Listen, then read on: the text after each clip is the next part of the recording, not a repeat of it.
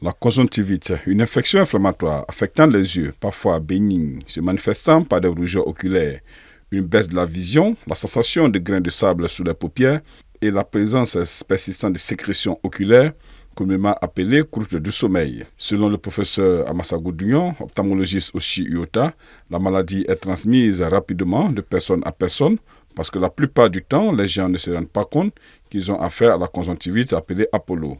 Ils ne prennent donc pas de mesures de prévention et contaminent très vite d'autres personnes et minimisent sa dangerosité. Dr Séverin Boni, agrégé en ophtalmologie, souligne que c'est une infection mineure, mais qui peut avoir des répercussions graves, surtout qu'elle est hémorragique. Donc, déconseille l'automédication. Ce qu'il ne faut pas faire, c'est d'utiliser du sucre, du sel, du citron, comme on le voit parfois, pour traiter une conjonctivite.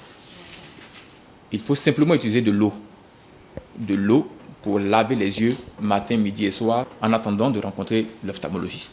En cas de mauvais traitement des conjonctivites, notamment des conjonctivites virales, l'évolution peut entraîner des kératites, c'est l'atteinte inflammatoire de la cornée, et des kératites, des ulcérations, des sortes de plaies à la surface de l'œil. Ces complications peuvent être graves et aboutir à la perte de la vue. Ayant remarqué que le risque de contamination est très élevé en cette période, ce spécialiste conseille à la population de prendre des mesures de prévention.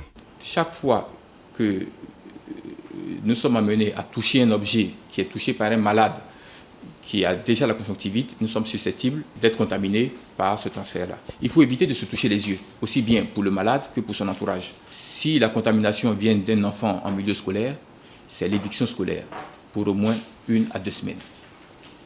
En milieu professionnel, évidemment, il faut également envisager un arrêt de l'activité professionnelle le temps de la contagiosité, 1 à 2 semaines environ. Selon les ophtalmologues, il existe plusieurs types de conjonctivite, dont la forme allergique, virale et bactérienne. Elle peut être provoquée par des bactéries, des virus ou des parasites, y compris la conjonctivite hémorragique, souvent nommée Apollo.